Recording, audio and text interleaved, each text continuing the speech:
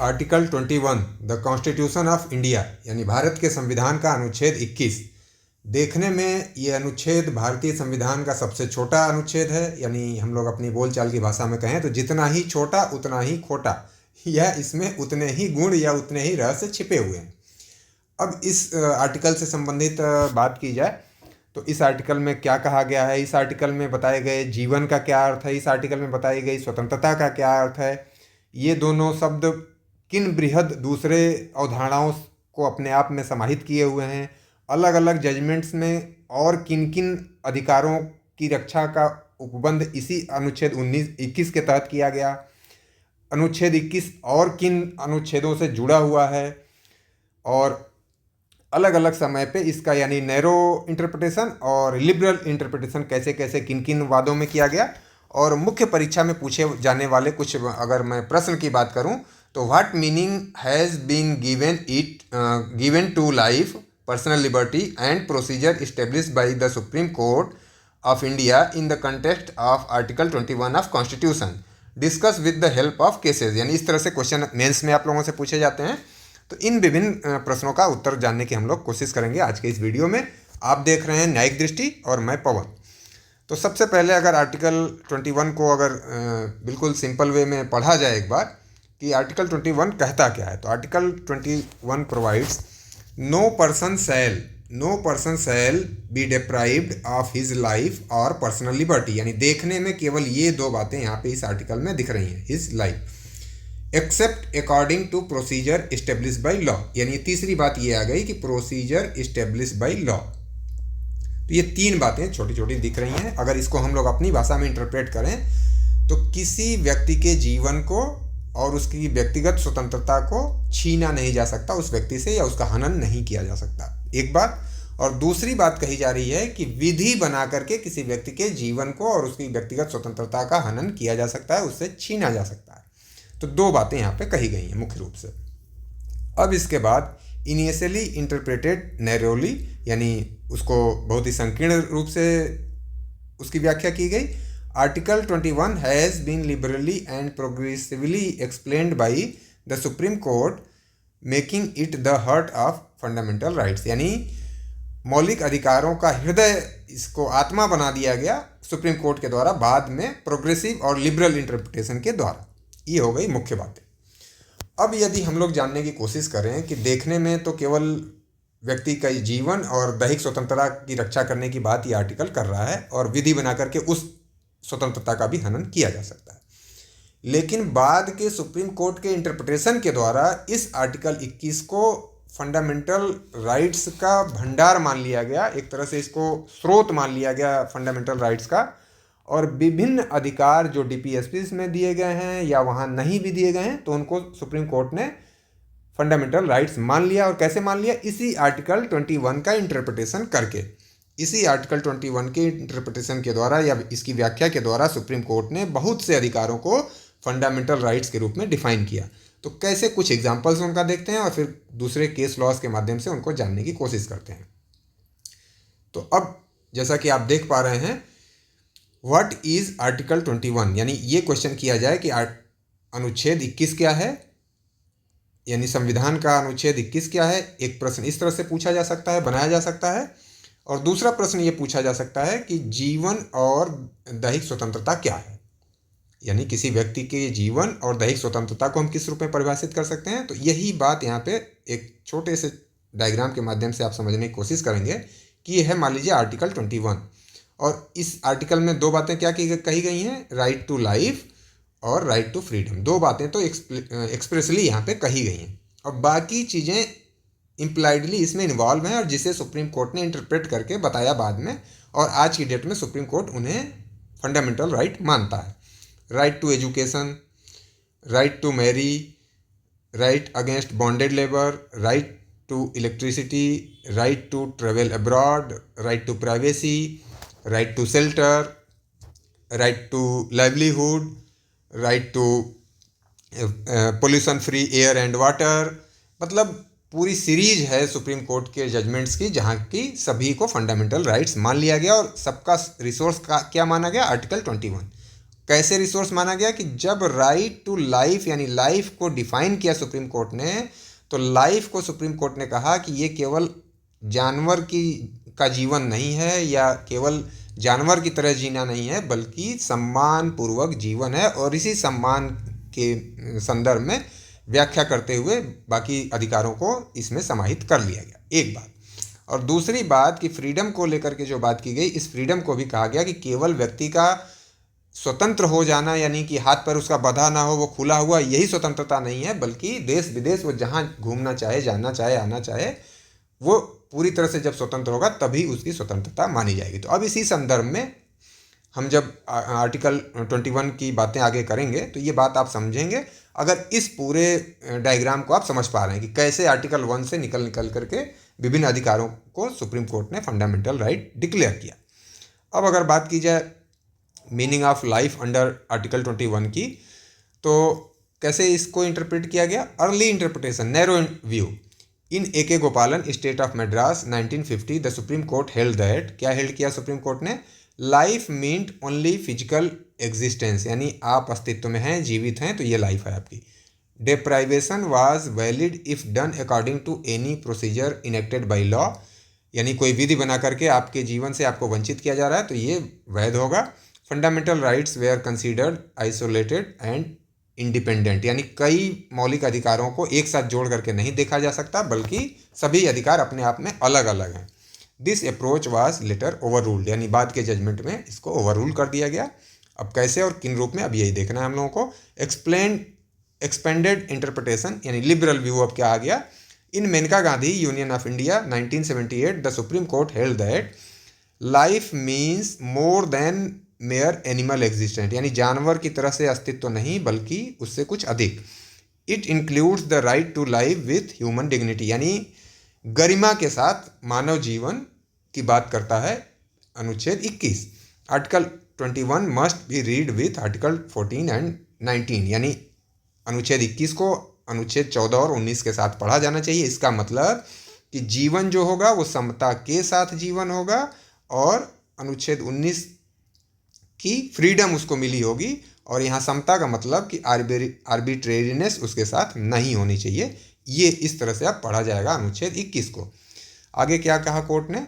The right to life includes the right to life with dignity and all that goes along with it, यानी सभी और दूसरे जो अधिकार हैं वो भी इसके साथ जुड़ जाएंगे। Right includes with in life. अब लाइफ में या जीवन में कौन कौन से अधिकार जुड़े हुए हैं? The supreme Court has interpreted life to include the following rights. और एक बात यहाँ छोटी सी आप ध्यान रखेंगे कि विभिन्न परीक्षाओं में प्री के एग्ज़ाम में ये बातें आपसे पूछी जाती हैं कि ए.के. गोपालन के केस को किस केस में ओवर रूल किया गया। तो ए.के. गोपालन के केस को मेनका गांधी के केस में ओवर रूल किया गया।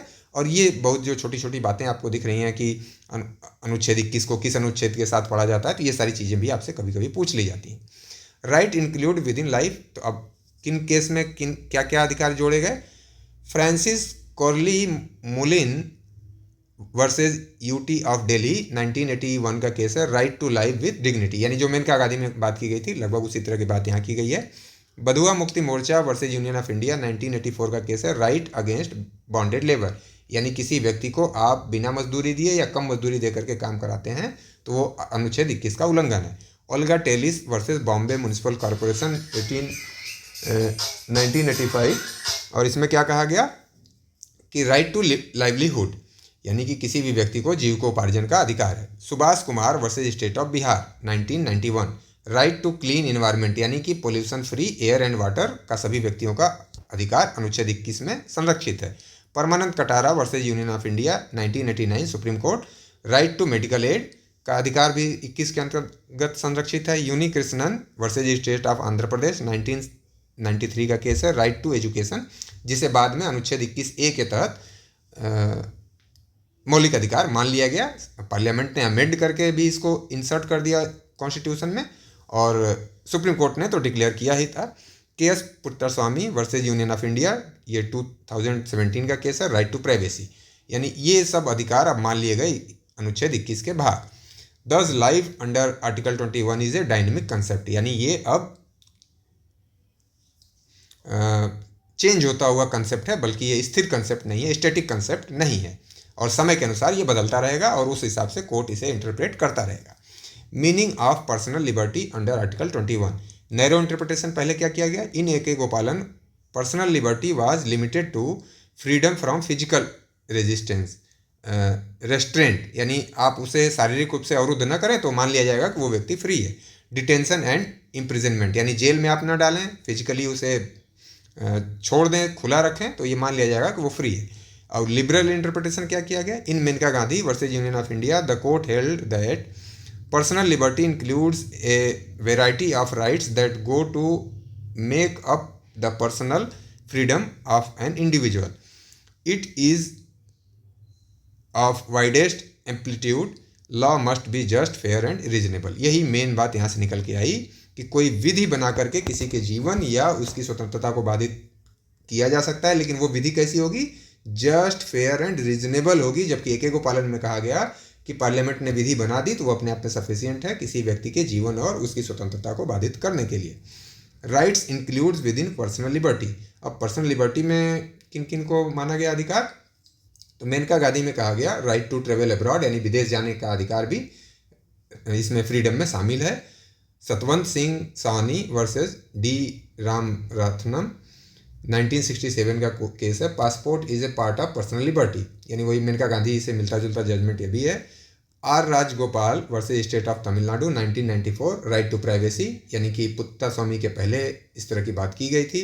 हुसैन आरा Khatoon state of Bihar 1979 right to speedy trial को भी आर्टिकल 21 का पार्ट माना गया। Sunil Batra versus Delhi administration 1978 prisoners right, यानी जो कैदी होगा उसने अपराध किया, वो अब कैद में है, इसका मतलब ये नहीं कि उसके मानवाधिकार भी समाप्त हो गए, उसे भी अनुच्छेद 21 का संरक्षण मिलेगा। D K Basu versus state of West Bengal 1997 protection against custodial torture, यानी कोई व्यक्ति अगर कस्टडी में है पुलिस की तो उसके साथ भी टॉर्चर नहीं किया जाना चाहिए। यदि ऐसा किया जाएगा तो उसे कंपनसेशन देना पड़ेगा और वो पुलिसकर्मी लायबल हो जाएंगे कोर्ट के कंटेम्प्ट के लिए और जो डिपार्टमेंटल कार्रवाई है उसके लिए। 10 personal liberty extend beyond mayor freedom from arrest, यानी केवल गिरफ्तारी से ही संरक्षण नहीं मिलेगा बल्कि उनको और भी जो मानवोचित अधिकार हैं वो प्राप्त होंगे। Meaning of procedure established by law.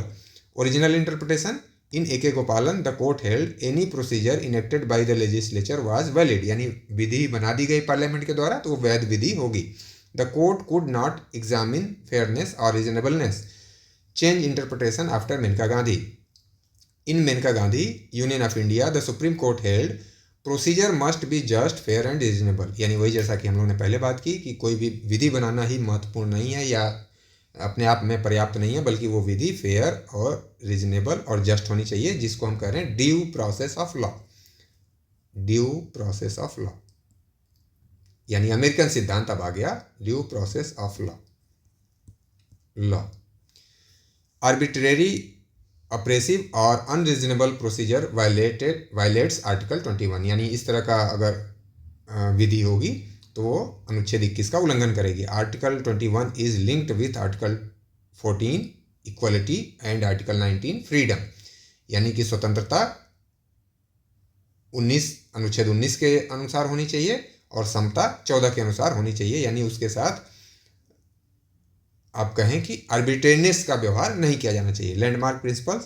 Procedure established by law must satisfy the test of fairness and non arbitrariness, यानी कि मनमानापन नहीं होना चाहिए। Further clarification by cases. Sunil Batra versus Delhi administration prison law subject to article 21। Hussain Ara Khatoon versus state of Bihar delay violates fair procedure, यानी कि जो jail manual में विधि उनके द्वारा उपविधि बनाई जाती है उस विभाग द्वारा, वो भी आर्टिकल 21 के अंतर्गत जस्ट फेयर और रीजनेबल होनी चाहिए, ये कहने की कोशिश की गई। T K Basu state of West Bengal arrest procedure must protect dignity. AR Antulay RS Nayak 1992 fair trial is part of article 21, यानी कि जो विचारण है वो भी अनुच्छेद 21 में संरक्षित अधिकार है। Inter relationship of article 14, 19 and 21। The supreme Court evolve the golden triangle concept in Maneka Gandhi, यानी ये तीनों आपस में इस तरह से जुड़े हुए हैं, ये कंसेप्ट लाया गया कि तीनों को मिला करके पढ़ना होगा और तीनों के इंटरप्रिटेशन के बाद ही उनको फॉलो करना होगा। एनी लॉ डिप्राइविंग लाइफ और लिबर्टी मस्ट प्रिस्क्राइब ए प्रोसीजर, यानी अनुच्छेद 21 की तरह से कोई प्रोसीजर प्रिस्क्राइब होना चाहिए। बी रीजनेबल आर्टिकल 19 की तरह से। बी नॉन आर्बिट्रेरी, यानी 14, 19 और 21 को साथ मिला करके पढ़ा जाएगा और इसके बाद वो विधि इस पे खरी उतरनी चाहिए। Conclusion, the supreme Court has transformed article 21 from A narrative guarantee into A positive source of human rights today. Life means life with dignity. Personal liberty includes a wide range of freedoms. Procedure established by law must be fair, just and reasonable, means ki due process of law. Article 21 is now the most dynamic and judicially creative provision of the Indian Constitution. यानी अब आज की date में अनुच्छेद 21 सबसे प्रगतिशील और न्यायिक प्रक्रिया द्वारा सृजित अधिकार और प्रावधान है भारतीय संविधान का। तो इस रूप में इस वीडियो को आपने देखा और इसमें अगर आपको लगता है कि कोई बात छूट गई, उसे और आपको जानना चाहिए था, तो आप चैट बॉक्स में लिख सकते हैं। चैट बॉक्स के माध्यम से ही आपको उसका आंसर मिल जाएगा।